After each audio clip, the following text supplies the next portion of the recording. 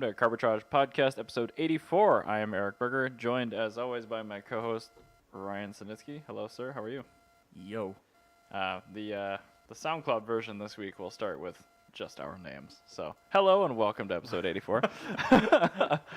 Can we just restart it from here? I mean, we could. Yeah, let's just do that. Hello and welcome to the Carbitrage Podcast, episode 84. I am Erik Berger, joined as always by my co-host Ryan Sinitsky. Hello, sir. Yo. It's amazingly consistent, isn't it? I know, right? So For those of you on Spotify or SoundCloud or now Google Play Yeah. and iTunes. if you're actually listening to the podcast versus the Twitch stream, we said hello before the recorder started recording. Basically, we saved you like 10 minutes of us, so you're welcome. Yeah. But anyway, let's jump right into it. Beer. You've got some brown hot beer. Yep. Hot bean water. Hot bean water. Hot brown bean water. Hot brown bean water. I've got a Northeast because I like it. Just finished a Cool Light. This is actually, well, I think it was last night when we were doing the Nintendo Switch rehab in the basement or whatever. It was the first time I had beer in like a little over a day because I had just been feeling really like vague and I wasn't sure what was going on. Oh, just like kind of not sure if you're lightheaded and sick weird. or not? Yeah, but like I'm like, well, it's definitely not booze. So I don't know, but anyway, I'm all better now. That's good. And I can enjoy my favorite tasty beverage again, which is of course Northeast. Maybe you're hungover from that bottle of wine you drink on Thursday. I don't think so, because I felt weird on Thursday morning and not Thursday evening, and then I felt weird again on Friday morning all the way through Friday. Welcome to me waking up every day. Yeah, I think it's just like the consequence of me getting close to 30, and I think I thought the you body said- just starts degrading. I thought you were just to say death. It's the same thing. Yeah, basically. I'm 1 foot in the grave, the other on a banana peel. So That's true. anyway, yeah, Northeast. Tastes like a Northeast. It does, and I guess before we start into regular topics, I want to update people on my Fiat 124 shopping. Yes, so it says I actually ask found. I can't remember what I told the listeners last week, but It was I that black found one, yeah. the gray one, or the dark gray one in North Hollywood. So I did get a hold of them. The car finally showed up because it was an auction car, and I spent like 2 days conversing with the salesman, which to his credit, most communicative, fast-responding, eloquent salesman I've ever dealt with, That's awesome. bar none. So awesome guy. What was his name? I don't know. He never gave me his name. I've just got an Oh, 818 man. number in there. I still have his number. I could text him like, yo, dog, what's your name, dude? Nah. But anyway, got through all the questions, gave me all the pictures I wanted. Gave him a couple of comps, gave him an offer, and justified it. Why? I found like another car nearby with 32,000 fewer miles and a warranty, so I Okay. was offering 2,500 less for their car. The guy's like, yeah, I think we can do that. Preemptively, preliminarily accept your offer. I'm like, all right, cool. I'm going to send you an email with the kind of process of how a Minnesotan buys a car from a California dealer, because they had never done that. And I just asked him to send me the copies of the title, signed paperwork, and we would go from there. A day later, after not hearing anything, I texted him again. And apparently he talked to his business partner, and he's like, sorry, man, the best we can currently do is $500 off instead of $1,500 off, which we kind of agreed on. Yeah. I'm like, not interested at all for that. I gave him the comp again. I'm like, this car is only like $1,400 more than your counter offer, and it's better in every single way. And it's 15 miles away from you. Yeah. So, no. Exactly. And they wouldn't budge. Okay. So well, lost the sale. I walked, and now I kind of, I don't know, what's the word from that? Just kind of, were you like, you're super excited about something and something happens? Kind of and let down. Yeah, well, there's a more like Deflated. obtuse word for that. Yeah, sure. We'll go with deflated. Yeah. So just kind of like that Zoloft commercial guy right now. I'm just like, oh, Well, I don't even care about a 124. I think this is actually some good car buying advice, because the Fiat 124 is a series production car. It's not like you're buying a Hispano Suiza Dubonnet Xenia, whereas like it's one of one or anything. and Right. the price is what the They price is. made a bunch of these, and There- again, to that there will to be that another point, one. There was another one 15 miles away in Exactly. the same exact color and spec. I think a lot of us can get really like hyped up in the moment of buying a car. It can cause And- you to make a bad decision. Yeah, you make terrible decisions doing that. And sometimes you're like, well, you know what? This is the only one around. Well, yeah, at the moment. In that case, like if you need a car, you need that specific one, and it's like an okay deal. Because I mean, this car at its advertised price is an okay deal. but it's not like worth going out to Hollywood and paying these people for and driving it home. No, not at all. Because there's never been one for sale without a warranty. Yeah, it's like the Except only for one. this one. Yeah, that's the only one I've ever seen without warranty. And trying to explain it to these guys was tough. So I do believe after a couple of weeks when they sit on it and it hasn't sold, they'll probably hit me up again. Yeah, Then I think. can hit them up with a lower offer at that point. Yeah, exactly. I would But totally do that. I've actually been Model S shopping this last week because I figure those are my 2 purchases for this year. So maybe I'll just switch them up in order. I don't know. So I've been talking to Peter because he just bought that 70D facelift Model S. So he bought it from that local guy named Pavel. Pavel. Oh, thank you, Corey. Oh, God. It's okay. It's okay. We haven't shown any stories yet. It's People true. don't really miss our faces. So, hello, industrious little fellows. He actually has a couple of earlier, but like fast Model S's, the double motor, the performance ones. Yeah. But they're rebuilt title, which I personally don't care about. But as I learned, credit unions won't finance you on a rebuilt title car, That's even true. though insurance is no different. So I've been looking at a couple in a Hopkins dealership, a couple in Illinois, but the pattern I'm finding is a lot of these are coming straight from Tesla in wholesale to these dealers. And Tesla, if you guys haven't watched Rich Rebuilds on YouTube, you should check him out.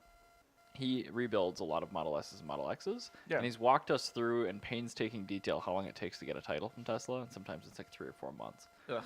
So I'm looking at a couple of cars that have that as the issue. Okay. I don't know if I'll find a 124 or a Model S first, but I'll It'll be keep you one of guys the two. surprised. Yeah, those are, again, my 2 purchases for this year. So Yeah, I know Pavel. He's a really cool guy. I used to go, back in the day when he used to go out street racing. He's very smart. He would come out there every now and then with his friend Roman. Roman had a 500E. Nice. That's really cool. I assume you mean the Mercedes. Yes, Okay. Mercedes. Yeah, he'd wear Armani sandals with like a silk shirt and some like designer pants and like go and do burnouts. Like people would yell at him, like go grab his baseball bat out of the trunk, and it was great. But That sounds like you. Yeah, I know, the right? Bat guy. Yeah, no, he's like the Russian me. But no, Pavel was a little bit more calm, but he had a SL65, which is pretty dope. Nice. Those are quite rapid. Yeah, and he's a pretty stand-up guy. So I would, if you could somehow find a loan, I think that's as far as a rebuilt title would go, I'd be okay with. And he has clean title cars, but he specializes in dual motor, and I don't want that. Yeah, that's fair. But yeah, I mean, like with him, like that's one of the few instances where I would say, yeah, you're actually probably fine getting a car with the salvage title or a rebuilt title. Yeah, and again, I told him straight up, I'm like, I've bought totaled cars and rebuilt them myself. I've bought prior salvage cars. It's usually not a problem, especially if it's a reputable person and or there's documentation of what the damage was. And that was, of course, a yes to all of those with Pavel. So Yeah, exactly. Now, not a worry. what I want to talk about, speaking of Russian people, Yes. in Russia during winter they have the Russian Ice Drifting Championship, which is always covered on Speed Hunters. This year, however, if you want to bring up the link for everyone, Sure. Masato Kawabata, who is a D1 GP champion, decided to show up in the off season and just drift a Lada 2102. What is that noise? I think it's the sound of snow falling off the roof. It is. It is, yes. It's a bunch of snow falling off the roof. That's incredible. I saw that from the reflection I on know, the. I'm like, what the hell? Martialago. Murcielago? Yeah, sorry. Marty, I'm terrible. I kind of like the Martialago. Marty Alago. I'm terrible at pronouncing things. I'm sorry, guys. My brain doesn't work very well. So, Burger, It works different. you're, Yes. you don't follow drifting much. Just the local people that I Yeah. supply parts to. So, and like Forsberg and a couple other people that do interesting cars. yeah, Kawabata-san, he was 2007 D1 GP champion. He used to drift for Silk Road, which was like back in like the early 2000s. It was a really OG drift team. Really, really cool cars. He drifted with Goretti, and now he's with Toyo Tires. And I guess during the off season, when they're not drifting in Japan, he still goes out drifting, but instead of using a Lexus or whatever he does, he's now in a Soviet wagon. I really like that. That's really cool. So yeah, he's, I think, like just like annihilating everybody, of course. Of course. But if you scroll down, they have a bunch of pictures from the drift racing championship, and it wasn't just him. There were some other ones that weren't. I mean, Kawabata-san is definitely the biggest name that was drifting. This article is from Speed Hunters, I should add. And you just scroll down a little bit more. You can see it on the bottom of literally every photo and in the web bar. Yeah, I just wanted to make sure people listening could know. But yeah, Christoph Bluss and this other guy, he's from Taiwan. I cannot remember his name for the life of me. Taiwan-san? No, it's like Jung or something. I can't remember his name. It's probably Jorg. Yeah, I think it's Jorg. Oh no, sorry. Pond Toy Chinaran. That's his name. Yeah. We'll just call him Pond. I like the name Deipanchan Toy Chinaran. That's a really cool name. But Ichiban Auto. So man, that livery is cool. Yeah, it's really dope. And actually, what's really cool is in this Russian Drift Championship, people are actually getting kind of serious and are putting on like wide steering angle, angle kits and everything on their ladas, and it's like dominated by ladas, which is my favorite part. Cheap, light rear-wheel drive platform. Exactly, and they're beautiful cars. Look at that. I want that. That's not a wagon. I don't care about that. But I love that front end. The 2103, I think. But yeah, the wagons are definitely. I mean, 2102 is still like on my short list of cars. I mean, it makes sense that before I die. This is off season and it's winter because ladas don't have enough power to drift on pavement. Well, factory they don't. Right. I mean, you definitely can make a lot of power on those because they're a over square. You can make a lot of power on those. Yeah. It's an over square engine. I think it's non-interference as well, so you can just continuously rev them until. Like everything comes out of the hood. And then in season you can swap it back into your tractor and plow the fields. Exactly. See, you're good. And actually they do have an aftermarket because it uses a whole bunch of Fiat parts and everything. And then in Russia, even just for Lada-based stuff, they have a lot of... I think you can actually make more power on the Lada engine than you can the Fiat engine. Could be. They probably like made things out of more granite. Well, because there's been more R&D into the Lada engine in Russia. They made the Lada a lot longer than Fiat made their twin cams. I just think it's really funny because the Fiat engine's like significantly better, but it's like, yeah, it's just the better engine that nobody ever uses. But it's probably a lot heavier or something. I don't know. I found that deeply interesting, and I'm very happy about that. It's not Kawabata-san that leads. It's Evgeny Losev. I suddenly want like a really vintage-looking German auto livery on Brexit. That would be very cool. But then I'd have to put it on BBS RSs, which are like the period German tuner wheel, and I don't like those. That is such an expensive choice of wheel, too. And they're so dumb looking. I don't think they're dumb. They're just not worth the money. Nah, they're just gross. Okay. Anyway, so here, let's... That's about all I have to say about that. Okay. I'm very happy to hear that. Let's move on to what California has planned. Oh, yeah. Actually, good news from California. It is actually fabulous. And I didn't bother to pull an article for this, but I probably should real quick. Yeah, you really should. But yeah, no, in Russia, they actually are really huge in the drifting. It's not just the Lada scene. Oh, good. We are back to regularly scheduled programming. Perfect. So I saw this article, I think when I was scrolling through Facebook midweek, which is why I didn't have a link published because that's tough. Why is Motor One using right-hand drive traffic in that picture? I don't know. Probably because their stock photo team is really bad at life.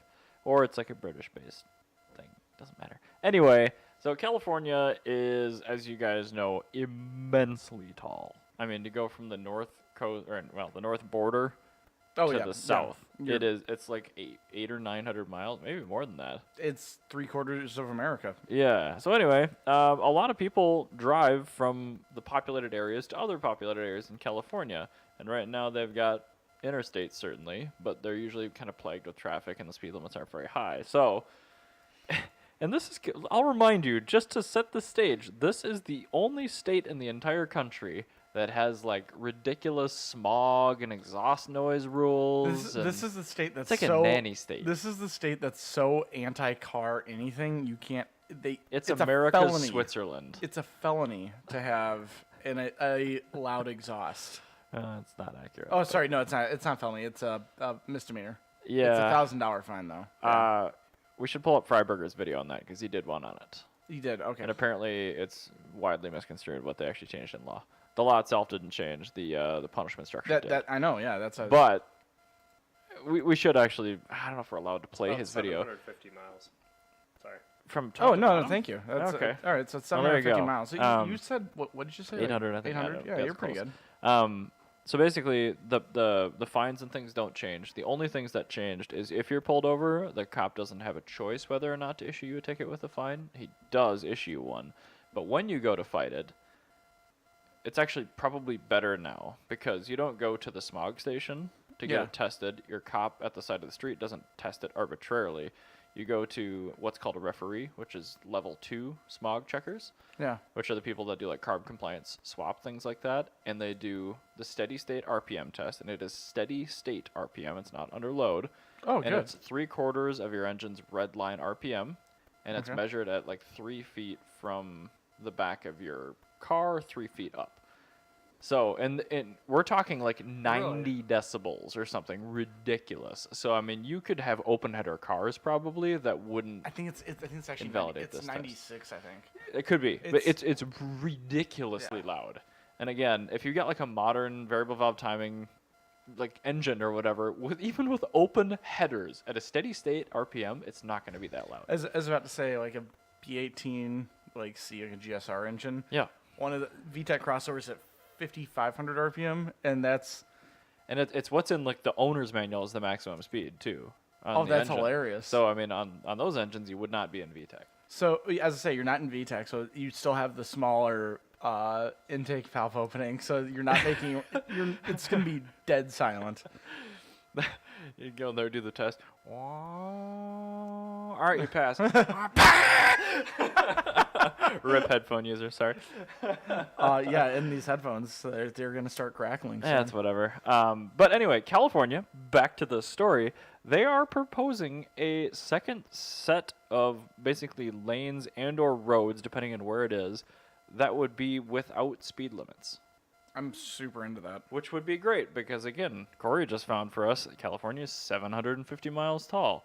There are a lot of, like, the people that commute from SFO to LA in a car, Yeah. because, like, you either fly or you drive. But the drive's like 6 hours and the flight's like 2 hours plus, and, you And know, crazy traffic time. expensive. Right, and it's expensive, which is ridiculous because they fly it like 70,000 times a day. Not only that, So a route like that. I'm not even thinking about that. I'm thinking about you live in San Francisco. You just graduated from Stanford. You have $100,000 of student loan debt for whatever degree you decided you wanted. Probably leisure studies. You can now no longer afford to live in San Francisco. You can't buy a house for sure there, but you can buy one 4 counties over, Right. and your commute to work will be an hour and a half. The equivalent Except- of Buffalo, Minneapolis for us.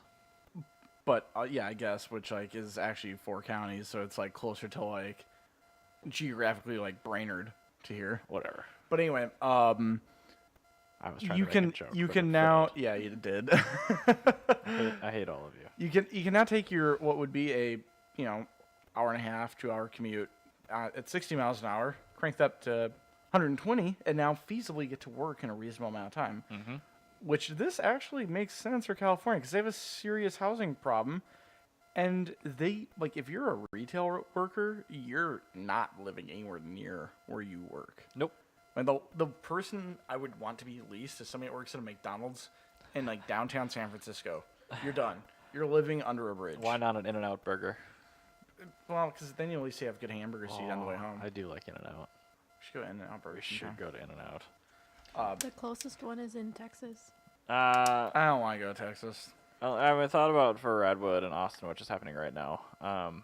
Actually, we should probably talk about that, but that's will. happening right now.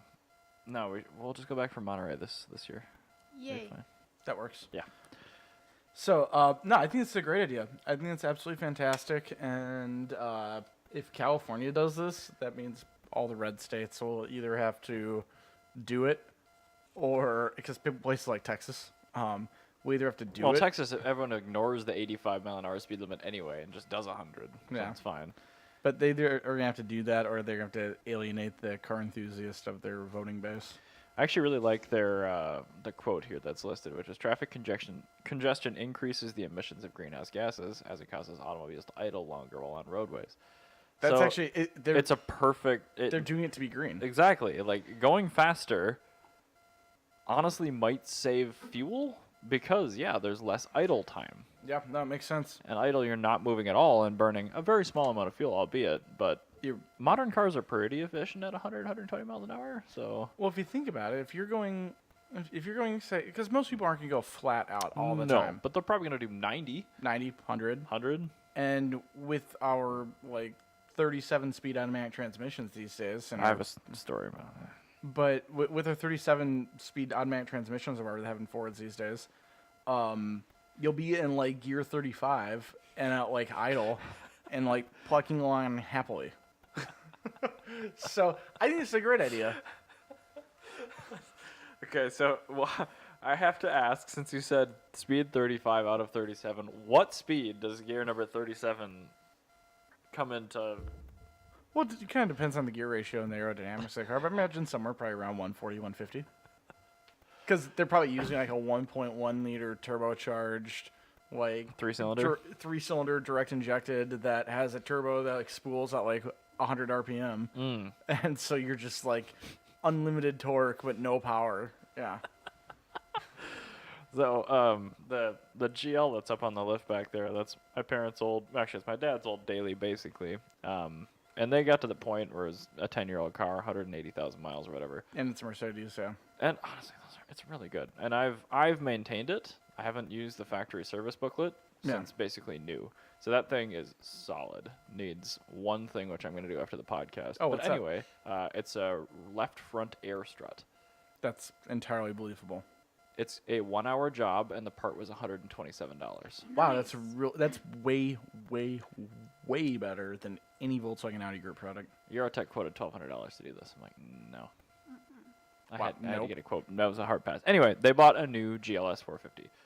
He was looking at other stuff. I'm like, well, what should I buy? I'm like, well, you shouldn't really buy anything. You should just keep using this. Isn't the GLS the crossover you won? GLS is this. Oh, okay. That's the one I was thinking A couple of. years ago, they It's took... a GLC is what I was thinking of. Yeah, GLC is the old GLK, and GLE is the old ML. So, I mean, just think of GL as the SUV thing, and then CES are the classes of the sedan that it's based on. So it's just GL's SUV, S is S-Class. So anyway, they bought a new GLS. It's got a 9-speed whatever. Yeah, exactly. And I was using the talking paddles about. the other day, just going home from here. Yeah. And I was literally, I got onto 5, and I canned it up through 3rd gear, got up to 65, and I had to pull the pedal 5 times to get it into top gear. I'm just like, Was it idling? really?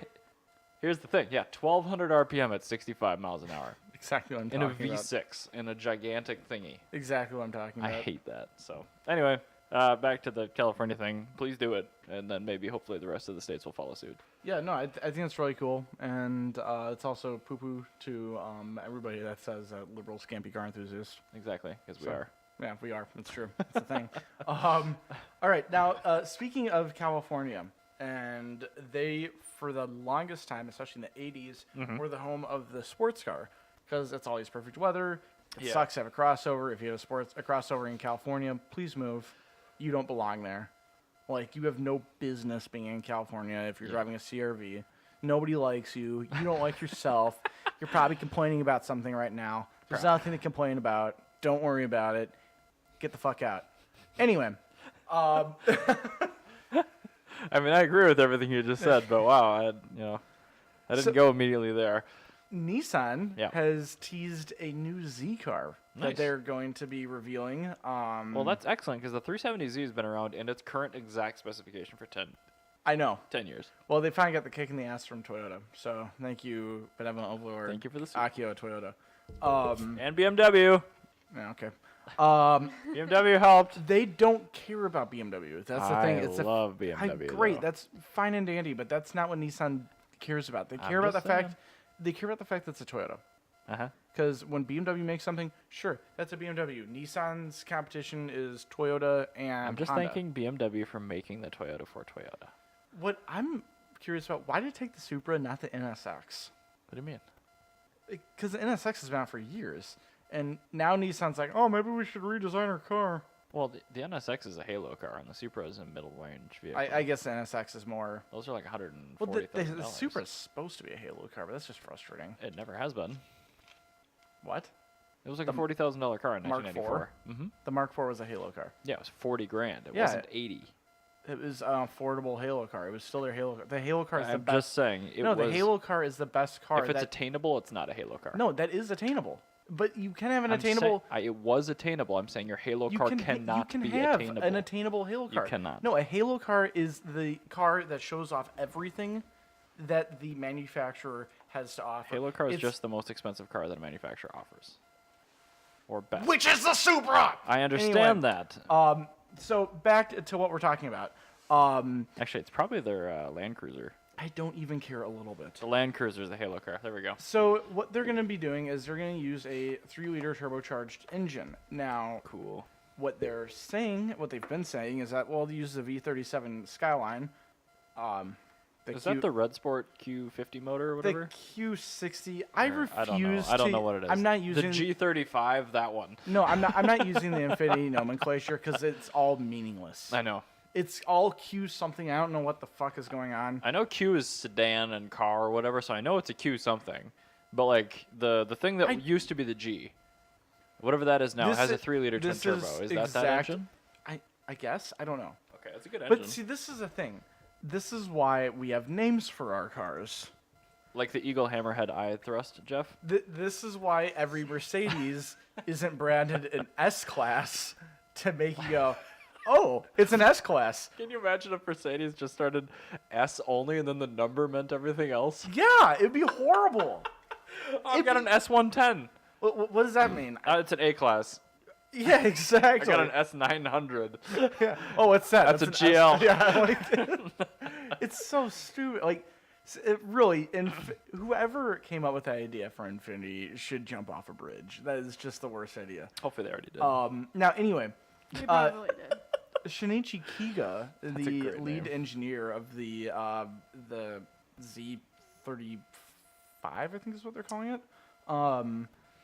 That he said that they were thinking about using the variable compression 4-cylinder for like a base model sort of thing. Oh, I see. But I have heard fuck all about that engine since Now- its introduction.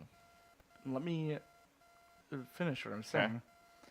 You could very easily make an inline 6 based off that architecture. Mm-hmm.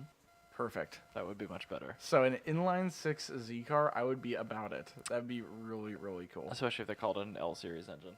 Now, the other thing I'm curious about, I really hope they don't give it a meaningless name like 380Z if it doesn't have a 3.8 liter. Because if it's going to be a 3 liter, it's going to be a 300Z. Mm-hmm. Now, this is the thing, is the car is, that's going to start creating a lot of weirdness with the community. Because Z historically has meant sports car. Like the Z33, the 350Z. Yep. Compared to 300ZX was Yeah, much the Z32. sportier versus luxurious. Mm-hmm.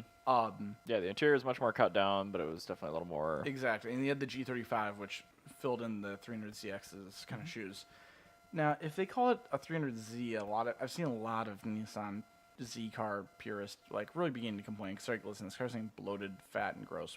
We're getting really over it. Right, but it won't be a ZX. Well, that's the thing. They could easily bring that name back, but the thing is it tarnished?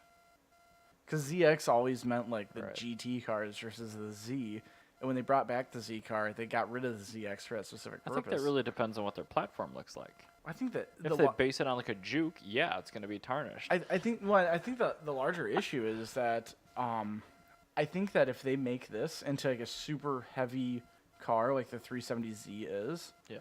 I think that's going to tarnish the Z car name, period. And I think that either they're going to have to cut a ton of weight out of it Mm-hmm. or use the ZX name. I think that's what I would do. But if they call it a 300ZX, then there's an even bigger issue with that car It already being the third exists. generation. Right. Well, yeah, but they had 2 generations already. Might as well have a Right. 3rd gen. I guess calling it a third gen 300ZX makes more sense than calling it a 300Z. I would prefer. I think the best would be if they called it a 300Z, and instead of weighing nearly as much as a GTR, and they just had it way closer to like a BRZ. That's the way it should be.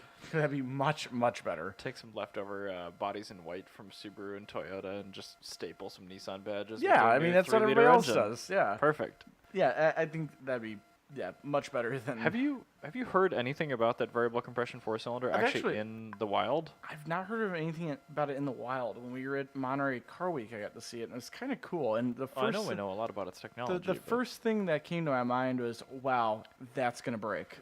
right, because This is gonna break catastrophically, and everybody with a Nissan Sentra is gonna get out of their cars after it's 5 years old. I mean, each crank bearing has like I think 2 or 3 crank bearings on it before it gets to the piston. Yeah, it's really bad. Like it's So, super overcomplicated. The first thing I thought of was like, okay, what happens when people don't change the oil in that?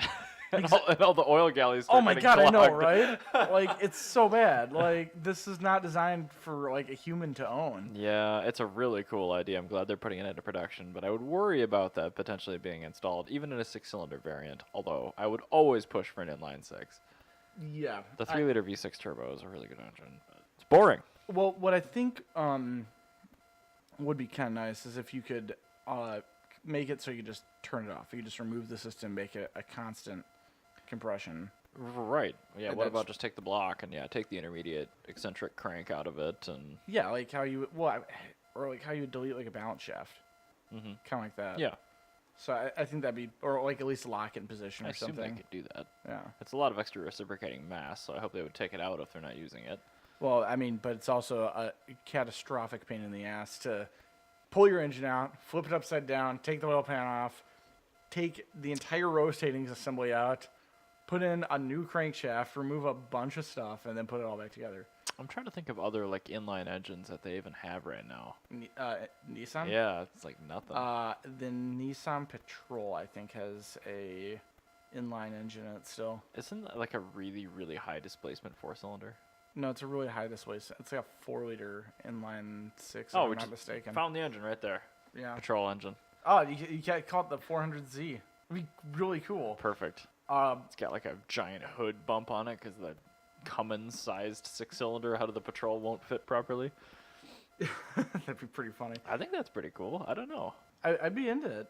You know what we could do is after we do the last segment, we could probably, I think we've got enough time. We could probably squeeze in the history of the Z car, possibly at least. Well, I mean, maybe if you think you can do it. I only know stuff about the Z32 and the Z33. That's good because I only know the older ones. Oh, well, yeah, I know you're a huge fan of the Z31, Oh, it's one of my favorite cars ever. It's so beautiful. and I think you know more about the earlier Z cars than I do. I know a fair bit about the 240Z. We could try it. We could at least not do justice to it and try. We can do an impromptu thing, and then next episode we can go into Fill in the errors. Well, actually, what I want to do, actually, let's start with this, and then I'll transition it into Skyline stuff next episode, since the Skyline is 50 years old this week. Or the Skyline GTR, I should say, is 50 years old. Yeah, I was going to say, I think I wrote down GTR when you were telling me about because it. the Skyline itself is Older. like, yeah, it's like 70 or It's something. as old as the Skyline. It's like really old, like 1954. You know, that's like when Skylines started to happen in cities. Yeah. Yep. Exactly. There you go. Um, Anyway, so I've got a story, kind of a feel-gooder. I can't believe it took this long. I know. Well, I thought it had already happened. the data, he bought it. Okay, so let me, for the audio listeners, Matt Farah, he has a second-gen LS400. Finally hit 1 million miles. Yes. Ta-da! Matt Farah Much of rejoicing. NBC of Slash Drive and This Smoking Tire. is Yeah. Matt Farah's 1 million mile Lexus LS400. So yeah, he bought it back in 2014, and it had just about 900,000, so 897,000 miles. And he's just been lending it to people like crazy since then to try to get it to 1 million. So yeah, it took 4 years to put 100,000 miles on this, which still 25K a year. Okay, that's pretty good. But That's- anyway, it finally made it. 25,000 miles a year is still Like I do more than like that. almost double what the average lease is. So that's like an insane. More than. A lot of leases are amount of 10K now. Well, I mean, yeah, 10 to 15. That's just kind of more than double. Oh yeah, 15 used to be the norm. Now 10 is Yeah, pretty now much the norm. 10's what you go for, but 15's common. But yeah. I cannot believe anyone can drive as little as 10,000 miles a year. But anyway, yeah, it made it. The original unmolested engine, unopened engine. It's had a bunch of transmissions in it. Matt had to put one in. Oh, really? Yep. But the engine, original, unopened, and it still was pulling nice and strong. So, Matt took delivery of this just before 1,000,000 miles down in Florida and is driving it back to California. How many transmissions is a bunch? I think it's been through 5 transmissions. Wow. And it's been through like a bazillion alternators because apparently there's some gasket that is leaking on it. Nobody knew, and it kept killing alternators. So I don't know. But I mean, this is still just it's doing minor stuff because Right. a transmission in that car is 1, 2, 3, 4, 5, 6, 7, 8, 9, Actually, 10, 11. no. It's 12 bolts. I'm It's wrong. 12 bolts. Yeah. I think it was the original, and Matt had to replace it. So this might only Okay. be transmission too. Anyway, I'm not sure, but the engine's original, and I think this is going. I know it's going to a museum, but I don't remember if it's the Peterson or if it's somewhere else. Like Toyota's historical museum. It might be going to Toyota's historical museum. I would imagine it would probably be Toyota, because that's something that Toyota would be super into. Because when they designed that car, this in our car deserves its own kind of like model run through. This is when the Mercedes W124 was out, like the car that's as reliable as the Sunrise. Yep. And Toyota was trying to be more luxurious, faster, and more reliable than the Germans. Mm-hmm. So they wanted to, I think they had some metric in which it was faster than a 7 Series. They had the V8, Yeah. which is that. Yeah, it was probably faster than the 12 as well. Yeah, and then they had the, it was more luxurious than the Audi, and it was more reliable than the Mercedes. So they had a selling point against every one of the German marques. And then the Americans are like, "Do you really want a Cadillac? Like, how old are you? Like, was your first car a locomobile? Like, If you bought a full-size luxury car from 1990 to about 1995 and you didn't buy an LS400, you're a fool." You were an idiot. Yeah, and well, that's the thing is, so they were designed this to be more reliable than Mercedes, the most reliable car in the world at that point in time. Yeah. And safe to say that I think that they might have done it. It is. I mean, the M119 and the 722-4 are really bulletproof too. I'm sure there's a bunch of like Yeah. W140 S500s out there that are taxi cabs in Greece that have like 1,000,000 miles on them, Yeah, and that nobody cares. But I'm sure those have had a lot more maintenance than this has had. and that's the other thing is like when you get into that Mercedes, you're Yep. going into it going, I should be fine, but it's to be like my house, and one day Right. my water heaters will go out, and it's Yep. like costing you thousands of dollars. Yeah, this you get in, turn the key, like, oh, it's a Toyota. That's a Toyota. It's okay. Transmit. I got another neutral. Okay, I still have the other 3 gears in the tranny. Like, Oh, weird. I didn't know they used 4L60Es in LS400s. I think it's the. I'm not sure what transmission it is. I don't know and either. I know it's this a car four-speed is overdrive just auto. absolutely. This computer's fighting with me again, so I can't really figure out That's what all right. tranny's in it. At But- least we can look at the tweet. And on the 20th I day s- I of the read second that. month of the 4th year of the 1,000,000th mile, Lexus officially clocked 1,000,000 miles. That is At Lexus USA. really, really awesome. I'm who- really. Who is Puppy Knuckles, and why is there an @ tag on them? Is that the person who drove it before or something? Should I go on Twitter Instagram? and find I out? wonder. I wonder if Instagram. Puppy Knuckles is the guy that does Smoking Tire Yeah, with Matt. Isn't that is Zach? Instagram. Yeah, but what's his Instagram tag? I don't know. It might be Puppy Knuckles. I'm curious. I need to know who Puppy Puppy Knuckles is Knuckles. now.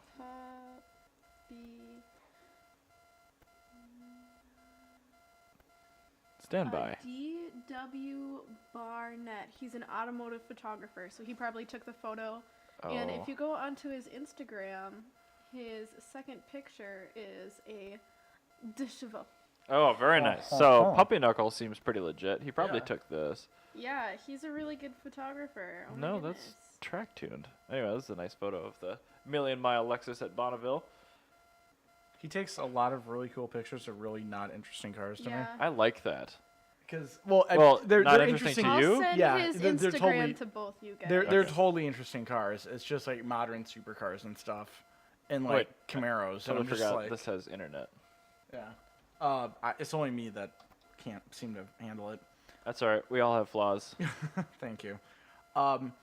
Anyway, what I want to do while we're What an looking at- interesting handle to have. That's a great handle, Being yeah. a professional photographer, by the way. Yeah, that's a great photography Sorry handle. to cut you off. Ron. No, it's okay.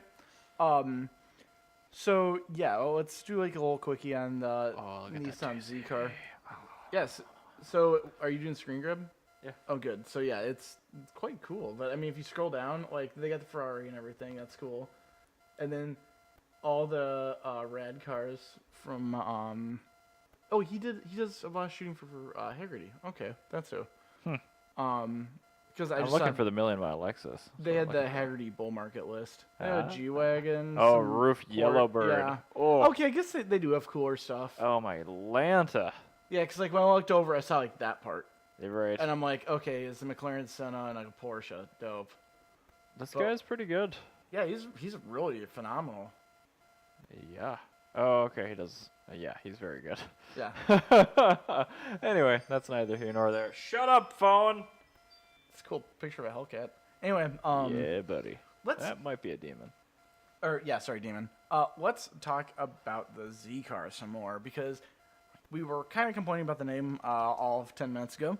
Of what the current Z cars are. And I'm gonna kind of explain my issue with how they choose their naming for them because I am happy they do it the 3-digit thing. But just the fact that Z versus ZX is kind of bothering me. Because the Z car started out in the... There it is. Thank you. It's a 1970 240Z. Yes. The 240Z started out as the first Z car. It was Nissan's sports car that really kind of was meant to really capture the American sports car market. Because at that point in time, you either could get a muscle car, which sucked at handling but was really fast, a straight line, or you could get an MG, which was really shitty in a straight line, but was great in corners and was awesome up until about 60 miles an hour. Because a lot of the old British cars were designed in an era before highways. Like, they really were, and that's why British B roads they were A roads at one point.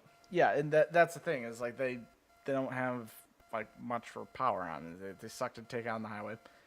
So there's downright dangerous, probably. Yeah, there's a vacuum between those two, and there's one other thing. The muscle cars were relatively reliable. The British cars would not start ever. Right. Ever. Like the first part of your journey is getting your car started. So yeah, that's where the Z comes in. You have an inline 6, which is a extended version of the 4-cylinder that was in the 510. 510 and the predecessor, I think, even. Yeah. Yeah, they started out with a 2.4 and then later went to the... And that's where 240 came from. Yep. Now, the thing is with the Z car, that was actually the successor of the earlier Datsun Roadsters, which are called the Fairlady Roadsters. Because... Yeah, that's where that term came from. Yeah, I think it was the CEO of Nissan. I don't have any notes on this right now, so I'm trying to go off the top of my head. I think it was the CEO of Nissan at the time was a huge fan of the play My Fair Lady, and that's where the name Fair Lady came from. Gotcha. And so they originally had the Roadsters, which were meant to be a more direct competitor to the British Roadsters. And, of course, it was way better, and that's why you see them appreciating today, the British Roadsters falling off of a absolute cliff. Because all the MGs are advertised as... computers? I need to get some notes here. Or we could just not do this segment today and research it, I suppose. Well, we're already halfway through. No, we just started the first one. So we're just going to have a 45-minute episode? We've done that a bunch of times before. Sure, let's just do that. You know what, guys? I feel like the Z car deserves... No, it's more the fact that my computer... I have a ton of notes like stored up on my Google Drive already about this, and just my computer's not cooperating. Well, don't worry. I've completely omitted my computer today, so Sucks. we are both... I mean, we are really good at winging it, but... This car some deserves... stuff. Go for it. I've got a really good fact of the day. Wait, hang on. Now we're gonna have half of the Z car thing in this episode. There we go. That's what I meant to do. Half of? We just barely started the 240Z. It's just kind of me. We basically just showed somebody a picture of a 240Z. You know what we could do is we could just edit out me babbling on for 5 minutes. Nah. Okay, I guess that happens. Yeah, this is just not gonna work because I need to. Think you have the budget for editing? No, we don't. Exactly. Okay. Yeah. I barely have the budget time-wise just to put these things on the internet unedited. Yeah, we're going to get back to it next week when I actually can get to this because I already have another one planned for the next episode. So sorry about that, everyone. This is No, it's good. cooperating. This is suspense. Yes. It is suspense. We are honeydicking the audience. All right, That's what's so going this on has nothing to do with cars. Is this something you learned this week? This is something that I learned last week because I barely had school this week because of snow days. It barely snowed this week. Yeah, Okay. I know. That's pretty Understand cool. my frustration. I'm paying for this, and my grant is, but Anywho, so I'm retaking forensic anthropology because there's finally a professor that actually went to school for this stuff, teaching it. Interesting. That's convenient. Yeah, so I'm taking it again, and so I've always studied a lot of forensics and, anthropology, and so I know a lot about body farms. Gross. I don't know, know what that they're is, but it so sounds cool. nasty. So body farms are, I think, when I first started learning about forensics, My there mental was only, image is very... it's probably exactly what you think it is. Oh, man. Or at least not far off. But when I first started studying forensics in 2012, a long time ago, there was one body farm that I knew of, Okay. and that is in Tennessee, and that's the largest one. Now there's several in the Okay. country, but this story has to do with the body farm in Tennessee, my favorite body farm, and I'll describe what a body farm is. Perfect. A body That's the part I'm going to be waiting for. farm, yeah. So I think it's the University of Tennessee set up, I assume they got this land donated to them. Okay. And they have the leading forensics program in the country. And so people will donate their bodies to the body farm. Okay. And they'll bury the bodies, they'll leave them exposed to the elements, they'll put them in cement, and it's all just a huge experiment to see how bodies decompose. This is exactly what my mental image of a body farm was, knowing nothing about body farms. Yeah, so it's just to see how the human body decomposes. I bet that place smells. It smells awful. fantastic. Oh, okay. It's the best smell you've ever smelled. Okay, Trump. Fantastic. The best smell. The best smell. You definitely don't need to wear full body coverings and gas masks, but I just picture so many maggots. yeah, so it's just to study body decomp so they can gauge time of death better. Can I donate my body after the organ donor people have shipped out all my organs to somebody else? They'll Perfect. because that's still that's a valid thing. Yeah. How does a body decompose without organs? Science is so gross. Yeah, It science is really disgusting, And- but it's fascinating at yeah, the same time. and so I would just puke and faint if I ever went there. But there's in that several order. documentaries on this body farm. I suggest watching them. I would not make Nope. it through that. Nope, we're not doing that when we get home. Not a fucking chance in hell. See, this is how I realized. I'm already grossed out with this segment, much less watching this at home. This is how far removed The I What am Did You from Learn human- segment came from you, Ryan. Yeah. I know. I don't know why we let Jana be Anywho. included in this. So recently, they had to set up a fence, even so though that they great. want wildlife to come in and out. Oh, They man. had to put up a fence Okay. because coyotes Why? were Oh, taking body man. parts and running through neighborhoods. That's actually terrifying. How many coyotes had penises in their mouths? It was they don't go for that. I think the it'd be, like, bugs go for arms. that. So it was more I think like Modi limbs. would do that. Oh, okay. So That's gross. coyotes were running around with arms in Imagine- their mouth. Imagine the terrified little 9-year-old girl that looks out her window and sees a puppy running down the street with a human arm that's partially decomposed in Imagine its mouth. how ass mad the person would be that donated their body. Well, I mean, you donate your body to science, weird stuff's gonna Yeah, but happen. you read the fine print. You specifically, you can't just donate your body to science and have it go to these body farms. You specifically have to give consent to, before you die, you have to Yeah. give consent to be in these experiments. And they do, you can say, hey, I want to do this experiment, but I want to make sure no animals scavenge off of me, so they'll put you in, the cement or something. So, you can have terms and conditions going into this. I mean, that's still pretty cool. I mean, who cares you're dead, but... Yeah. I know, it's awesome. Oh, and some, man. it's, If you find it interesting, I could talk about it all day. Yeah, I think we're But- probably good. Yeah, no. I mean, I've been talking about animal facts, and then this is the one thing I learned. I like this cat week. facts. I really wish Cat there was facts. any other animal fact that we learned about this week. I don't think I learned anything about animals this week. Well, not animals, just like I meant for you, but Oh. it's just so gross. You told me that in the car, and I it's was pretty like, "Can we icky. think of anything else?" It's so gross. Gives me the heebie-jeebies. Yeah, you. I'm sorry. I was killing time. Well, I mean, it's something you learn, so it's legitimate. Yeah. It's better than what I learned. Well, this segment I don't do to kill time. I do this segment because we kept ending on sad notes, and I was sick of listening Again, to end it on, and being on depressed. a happy note. Oh, speaking of ending Oh. on, we're not doing it yet, but what was that thing we discussed on Thursday that was like a perfect sign-off? Oh, getting the bagpipes. Yes. Oh, yeah. Me with bagpipes. Yeah, we that's need to not get happening. Shall I bag- get the bagpipes? Yeah, that was it. Shall I get the bagpipes? I do have a car story. So I my was God. in class yesterday. I was not in forensics. I was in environmental biology, Mm-hmm.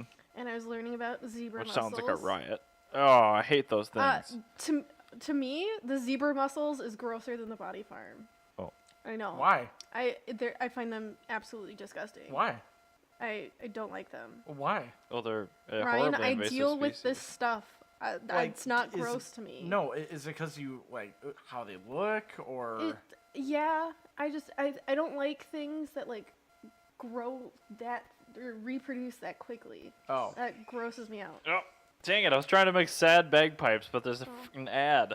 LOL. Ah. This has been an entire episode of nothing but don't play music over the microphone. Yes. God, this is. Oh, is that Titanic? Can we just like? Anywho, back to Can my we- story. We need to talk about what we learned and then Yeah, finish it and then do the next I wanna kill episode. this episode. So I was in class, Yep. and I got a call from my sister, and I was like, Julie, I'm in class. I'm not answering your phone call. So I rejected it, and I texted her. I was like, what's up? It's 12 That's what I do with o'clock. every phone I'm call. in class. Mhm. And she texted me. She's like, hey, I need your help with the car. And I was like, all right, I'll be there after class. We're doing presentations today. There's a lot of points on the line. You know, I'll get there when I can get there. Mhm. And she goes, okay, I'm trapped in the car.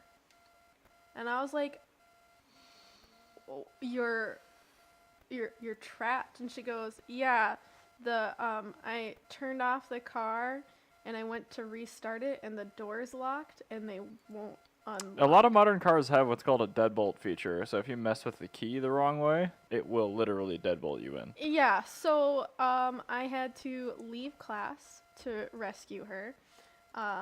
And I get there, and she'd been obviously trying really, really hard to get the door open. And it's a convertible Beetle, so she was worried about breaking the window, because the window goes up into the roof. Just she- burn the car to the ground. Yeah, so she had tried to open the top. She had tried to open the door. She couldn't do any of it. She tried crawling through the trunk, but it was too small of an opening. And so I get there, and the first thing I do is grab the spare key from the house, and I was just going to manually unlock it. Mhm. The door was cracked open by the time I got there, and I was able to pull it open myself with no trouble. And I was like, oh my God. And she's like, I was trying so hard, I couldn't do it. And I was like, I believe you, but the fact that it was so easy for me makes me really upset. I was like, this is such a ridiculous situation. And it wouldn't happen with anything but a Volkswagen. Well, it wouldn't happen with anything but a German car. Yeah, and so I was just like, It has the Dachau package. Yeah, I was like, I could jump the car and drive it to the Too soon? shop, but I'm just done with this episode. All right, Ryan, what did you learn? I learned that the Nissan GTR, the original engine, Yes. the S20 engine, is only a 2-liter engine back in the 60s. No way. The S20 is a Yeah, 2-liter? Well, yeah. Okay. But in the 1960s, like, you had really small oil sumps. Like a Volkswagen Beetle had 3 quarts of oil in it. Mm-hmm. This one had 6.3 quarts. and they did it for cooling because the GTR engine was a really great engine, and it was designed. It was the best engine. It was designed to be mechanically similar to the Nissan R380's GR8 engine, which is another great engine. Which we all know so much about. Well, the GR8 was basically a or it was just a larger, higher revving S20 inline six. Also, the engine was engine code GR8, and it was a really great engine. Oh, now you're speaking my language. That's terrible puns. That's what I was looking for. Excellent. But anyway, that engine used the same amount of oil, and it was like a 6.3 liter sump, and I was just That's huge for a 2 liter wet sump engine, even today. In that era too, Yeah. because the L series engine used way less. I think it was only 3 quarts. Yeah, that you the did. pan is not big on those. So I thought it was really interesting. We will be talking about the S20 engine in depth next episode. Joy. Yes. Well, it'll be part of The Z car, I assume. the Z car thing, yeah, because there's going to be... Which, not to be confused with Zika. No. That Zika virus is different. We're talking about the Z car. That is true. Yeah. Felt that was worth mentioning. So, anyway, I'm going to end this on a much quicker thing that I learned, which is how ridiculously cheap it is to own a very high-mile modern Mercedes. Yeah, that's shocking for you. Ridiculously cheap. Just go buy one. Nothing on it's expensive. V6. The 3.5 V6, don't buy an 06, don't buy an 07. The rest of it's fine. What was the V6 that was in the R class? Yeah, the 3.5. Yeah, don't buy the first 2 years because it had a bad balance shaft gear. Yeah. Other than that, the rest of them are fine. So don't buy 06, 07, but 08 to last year. How many miles run it? That one? No. 180? 70 something thousand. And has it needed timing chains or anything? No. That's amazing. amazing. Doesn't rattle when you start it, nothing. But I have maintained it too. We haven't done it by the book. We're running 5W40 You've also been doing it since new. So. Well, pretty much. It had 70,000 miles on it when we bought it, but it's really hard to mess up a modern car in 70,000 miles. Oh, 70,000 miles? Oh, that's not new. 2 years. That's not new. So. It was pretty much new. Well, no, 70,000 miles is enough time for somebody to totally mess up maintenance. A Volkswagen, yes. Well, any Mercedes, car. If you no. do 70,000 miles and you just don't do your maintenance, you're going to mess stuff up. But luckily, it came from a dealership employee, and we had the service history. Well, no, what I was saying was that you stand a chance to actually be able to find one realistically. But the beauty is, since those engines are reliable, if your V6 goes out, you can get a nice runner for $500. That's great. But yeah, And go buy one. Everybody's terrified of them, too. I know. So they're probably really cheap. They are. Yeah, that GL is in excellent shape, nice high option vehicle. It's worth $8,000. That's awesome. I don't understand, nice. but yeah, just go buy one of those old Mercedes because they're actually really good. Perfect. There you go. Well, on that bombshell, should I get the bagpipes? Yes. Yes, you shall get the bagpipes.